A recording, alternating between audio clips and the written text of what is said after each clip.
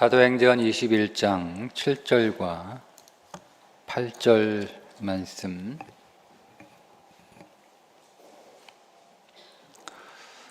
우리 다 함께 한 목소리로 읽겠습니다. 두로를 떠나 항해를 다 마치고 돌레마이에 이르러 형제들에게 안부를 묻고 그들과 함께 하루를 있다가 이튿날 떠나 가이사라에 이르러 7 집사 중 하나인 전도자 빌립의 집에 들어가서 머무느니라. 아멘. 사도 바울이 전도자 빌립의 집에 가서 잠시 머물렀다라고 하는 내용인데요. 여러분, 전도자 빌립은 스데반의 친구입니다. 초대교회 7 집사 동기들이죠. 스데반 다음에 나오는 이름이 빌립인 것을 보면 어쩌면 두 사람은 매우 친한 절친이었을지도 모릅니다. 그런데 그 절친 스데반이 20년 전에 돌에 맞아 죽었습니다. 그 스데반에게 돌을 던지는 일에, 스데반을 죽이는 일에 가편 투표를 했던 사람이 사도 바울입니다. 돌 던지는 사람들의 옷을 맡았던 사람이 사도 바울입니다. 이 두 사람이 20년 만에 만났습니다. 길 가다 우연히 만난 것이 아니고 사도 바울이 가이사라에 왔다는 소식을 듣고 전도자 빌립이 자기 집으로 사도 바울을 초대했습니다. 여러분은 이 만남을 어떻게 생각하시나요? 바울에 대한 빌립의 감정이 어땠을까요? 아무렇지도 않았을까요? 빌립을 향한 사도 바울의 감정은 또 어땠을까요? 사도 바울 역시 아무렇지도 않았을까요? 20년이나 지난 일이기 때문에 20년이나 지난 일을 가지고 이제 와서 그럴 필요가 있겠나 그랬을까요? 다 지난 일이고 그것도 20년이나 지난 일인데 아직까지 마음속에 앙금을 가지고 있는 것은 속 좁은 사람이니까 그저 넓은 아량으로 이해하고 서로를 용납했던 것일까? 성경은 아무리 눈을 씻고 읽어봐도 빌립과 바울 간의 감정의 앙금이 해소되었다는 기록이 없습니다. 감정이 풀어졌다, 서로 용서했다, 서로 화해했다, 그런 말이 없습니다. 당연한 것 아닌가? 우리 그렇게 생각할 수도 있겠죠. 빌립이 사도 바울을 자기 집으로 초청했으니까 다 감정이 풀어져서 초청한 거 아닌가? 이미 용서해서 초대한 거 아닌가? 그렇게 생각할 수도 있습니다. 그런데 저는 조금 다른 생각을 한번 해봤습니다. 왜 성경은 두 사람이 서로 화해했다거나 감정이 풀어졌다거나 용서했다거나 하는 기록을 하지 않았을까 하는 질문입니다. 제가 얻은 결론은 성경을 읽은 독자들의 감정을 배려하기 위한 이유 때문은 아닌가. 만약에 단지 빌립의 집에 사도 바울이 머물게 되었다라는 기록만 있지 않고 바울과 실라가 서로 지난날에 앙금을 다 풀고 서로 화해하고 서로 용서하고 이제 절친이 되었다. 그렇게 만약에 기록이 되어 있다면 어떤 사람들은 그런 여전히 우리에게도 그런 인간관계에 앙금이 있을 수 있잖아요. 근데 그 감정을 처리하지 못한 사람들이 그 구절을 읽으면 그 말씀이 튕겨져 나오는 거예요.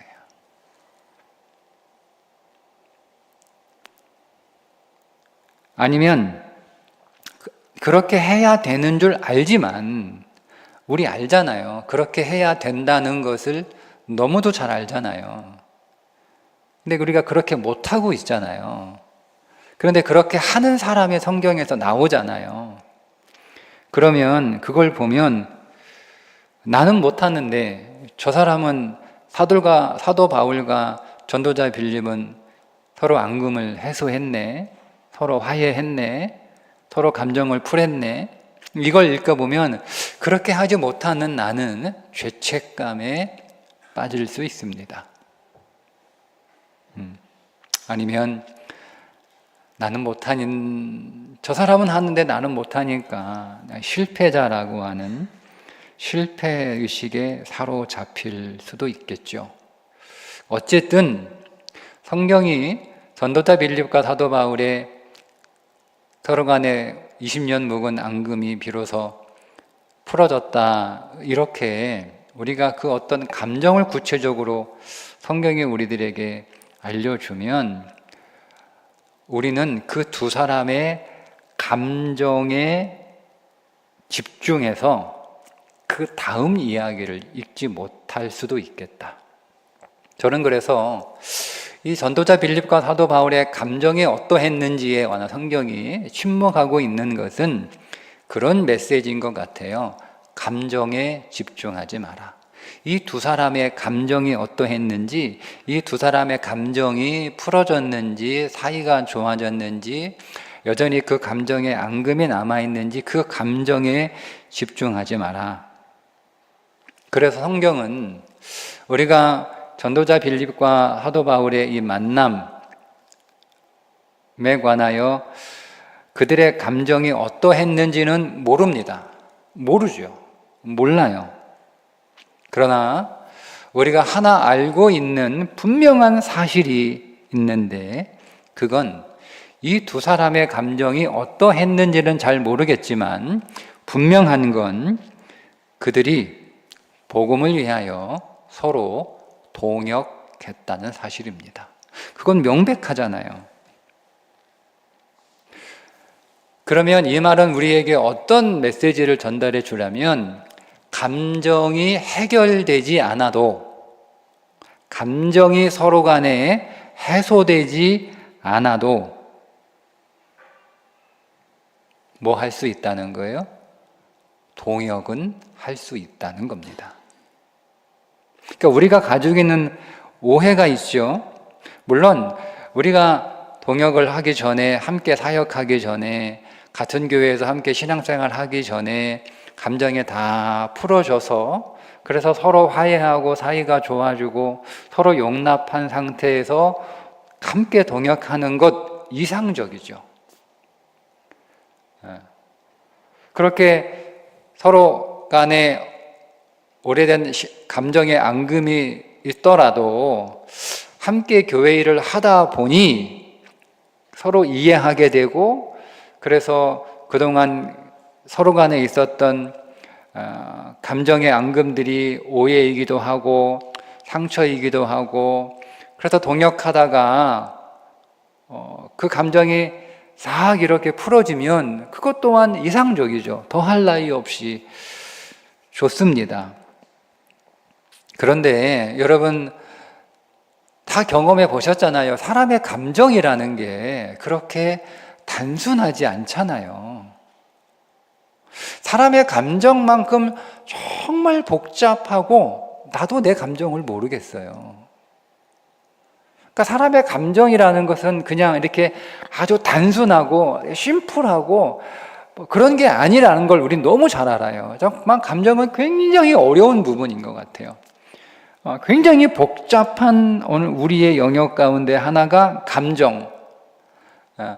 우리의 신체의 이 어려운 의학적, 우리의 어떤 생체학적 것은 다 우리가 이해하고 밝혀내고 그렇게 우리가 할 수 있을지는 몰라도 적어도 감정만큼은 정말 심오해서 정말 감정을 뚜렷하게 이렇게 설명해 낼 수 있는 그런 영역이 아니잖아요. 그러니까 정말 감정은 너무 복잡하기 때문에 그냥 감정 풀어라, 감정 해소해라, 그냥 우리 앙금 다 그냥 지워버리자, 사이좋게 지내자, 이럴 수는 없는 것 같아요. 안 되잖아요. 그게 안 됩니다. 묵은 감정이라는 것은 오랜 세월 동안 켜켜이 쌓아온 묵은 때와 같다. 여러분, 묵은 때 빨래해 보셨죠? 오늘 아침에도 마셔서 입으려고 내놨다가 꺼냈다가 이게 다리미질을 하려고 보니까 묵은 때가 하나가 여전히 지워지지 않아서 다른 것으로 다시 빨려고 이제 내놓고 다른 것으로 이렇게 갈아입고 나왔는데요. 묵은 때는 한 번 이렇게 우리가 빨래한다고 깨끗하게 지워지는 게 아니잖아요.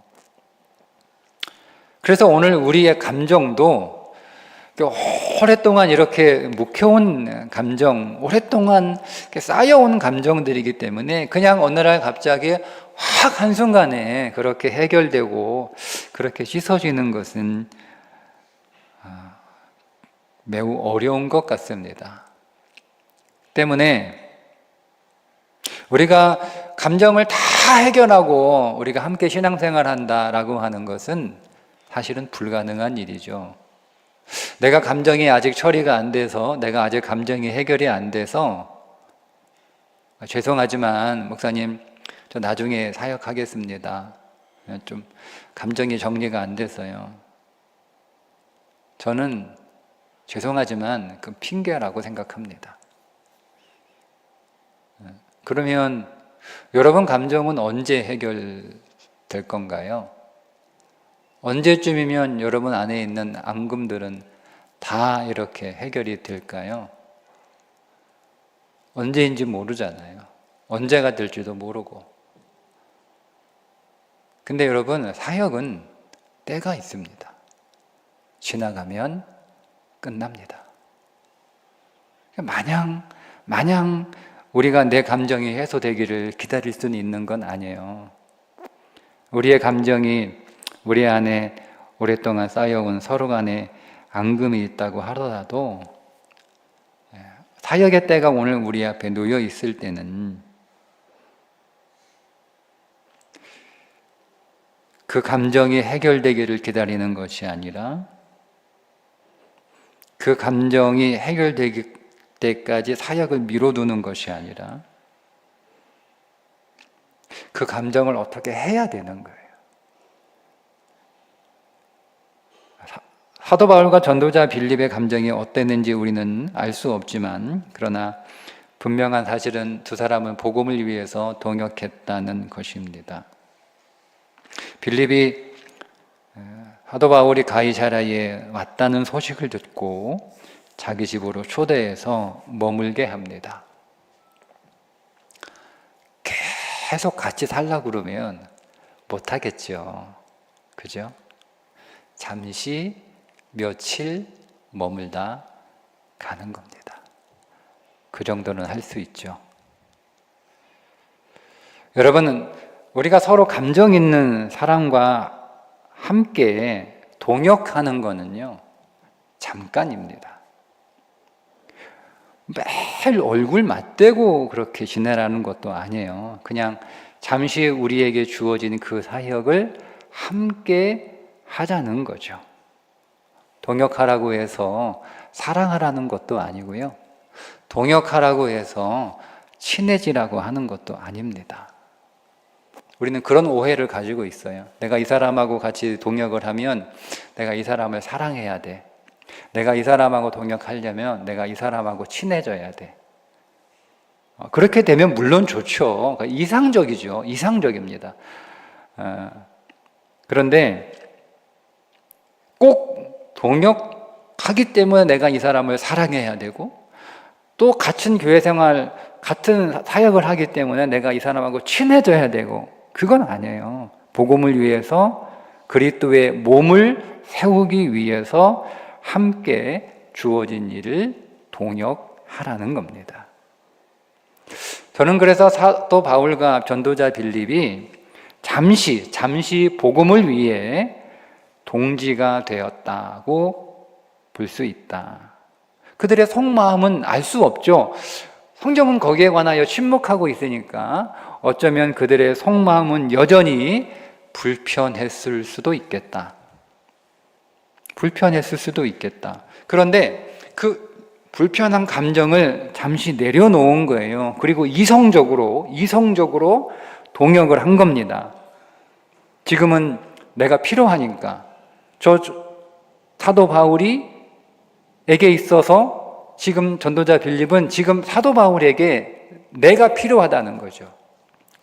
지금 저 사도 바울에게 거처가 필요하다는 거예요.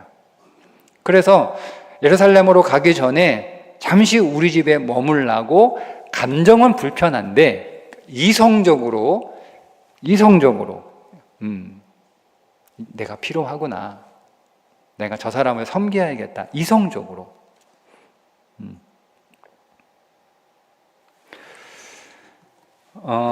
여러분, 우리가 이제 사회생활 하다 보면 뭐 교회에서도 그렇고 뭐 여러분 뭐 일터에서든 많은 사람들을 만나게 되는데, 자, 여러분, 감정대로 사는 사람은 건강한 사람이라고 보기 어렵죠.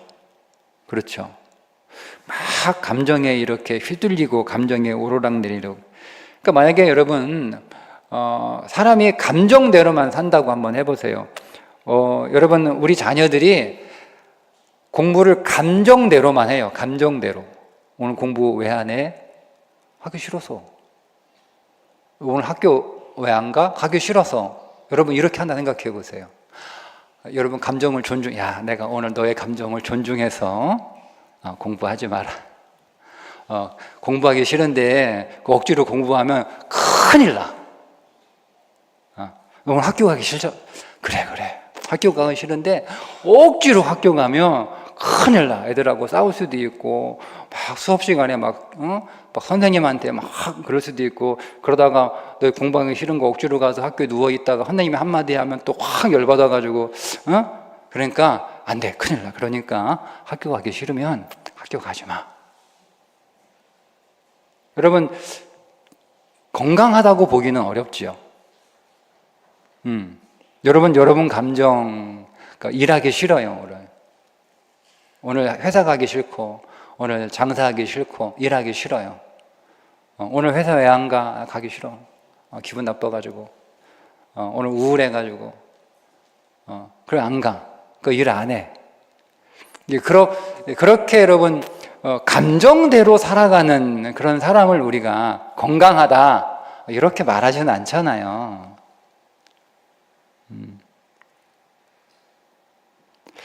여러분, 건강한 사람은요, 감정을 조절합니다. 한번 따라해 보실래요? 네. 감정은 해소가 아니라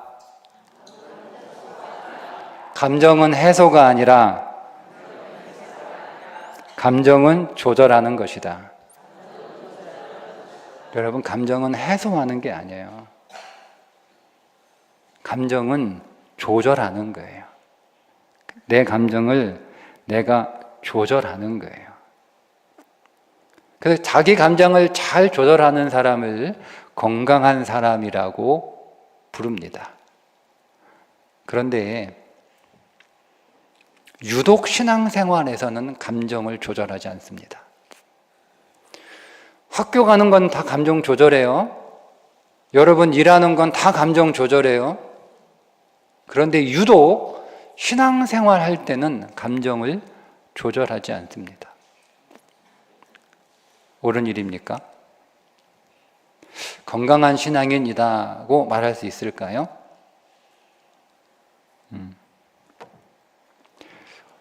엄밀하게 얘기하면, 그렇죠. 여러분, 솔직히 얘기하면 조절을 못하는 게 아니고 조절을 안 하는 거죠. 솔직해지자고요. 우리가 조절을 못하는 건 아니에요. 조절을 못하는 사람이라면 일터에서도 일할 때도 장사할 때도 직장 다닐 때도 감정 조절을 못해야 돼요. 근데 거기서는 감정 조절하잖아요. 내가 일할 때는 감정 조절하잖아요. 내가 돈 벌 때는 감정 조절하잖아요. 그러니까 우리가 감정 조절을 못하는 게 아니에요. 감정 조절을 안 하는 거예요.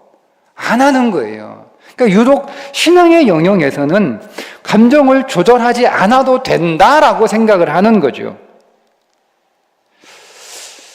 감정을 부정하라는 게 아니에요. 성경은 감정을 부정해라. 네 감정은 의미 없는 것이고 쓰잘데없는 것이고 그 감정을 무시해라. 그게 아니고요. 감정을 조절하라는 거예요. 감정 존중합니다. 성경이 여러분 오늘 우리의 감정을 무시하지 않아요. 아무리 하나님이라도 오늘 우리의 감정을 별것 아니라고 쓸데없는 거라고 그렇게 평가하지 않으세요. 하나님은 오늘 우리의 감정도 존중하십니다.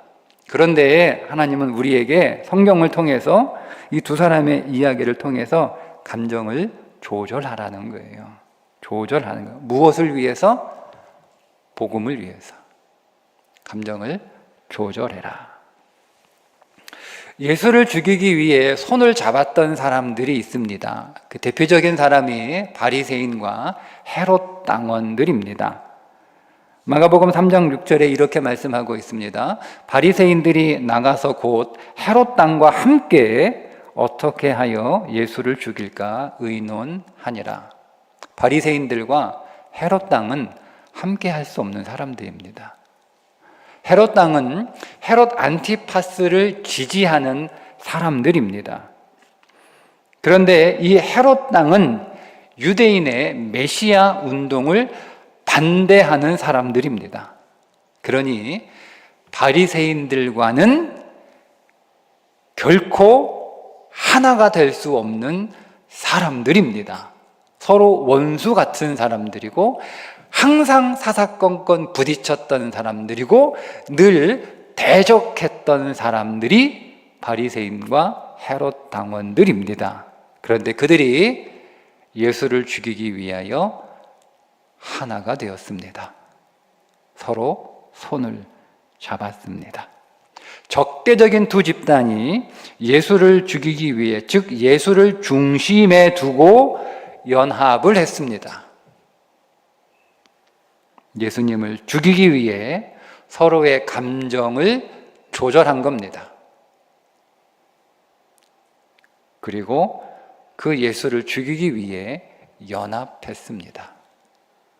우리는 왜 못합니까? 우리는 왜 안 될까요?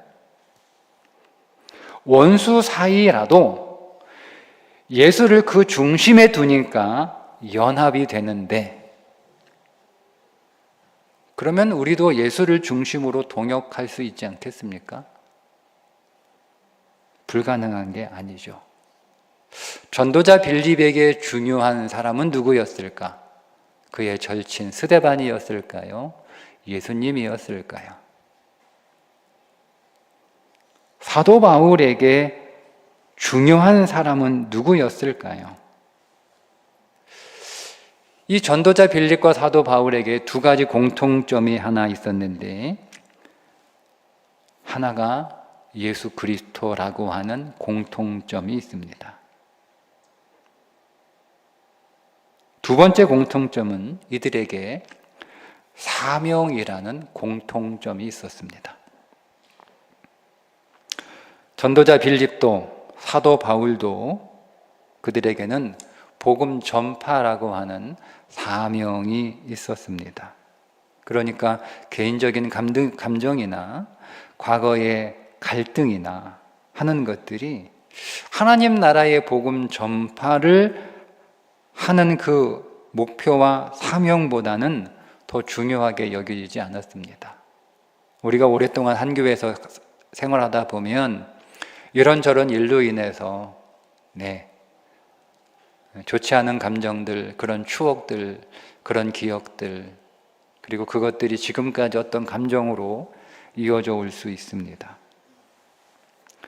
그런데 사도 바울과 전도자 빌립은 그것보다는 그들에게 더 중요했던 것은 예수 그리스도와 그분의 이름을 증거하는 복음 전도였습니다.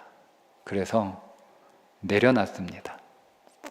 자신들의 감정을 잠시 내려놨습니다. 감정을 막 풀어버려라, 해소하라. 이게 물론 여러분 이상적이죠. 예배드리러 예물을 가지고 나오다가 성재와 불화한 일이 있거든. 예물을 잠시 내려놓고 가서 화해하고 돌아와 하나님을 예배하라. 이게 이상적인 겁니다.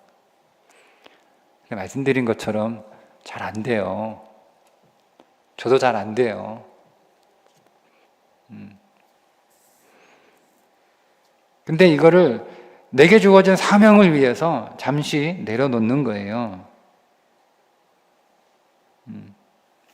우리가 여러분 이거를 내려놓지 못하고 사명보다 우리가 해야 될 우리에게 주어진 사역보다 감정이 더 여러분 우선이고 앞선다면, 그러면 나는 내 감정, 내 만족을 위해서 사역하는 것이다 라고 해석하는 것은, 그것은 조금 지나친 해석일까요?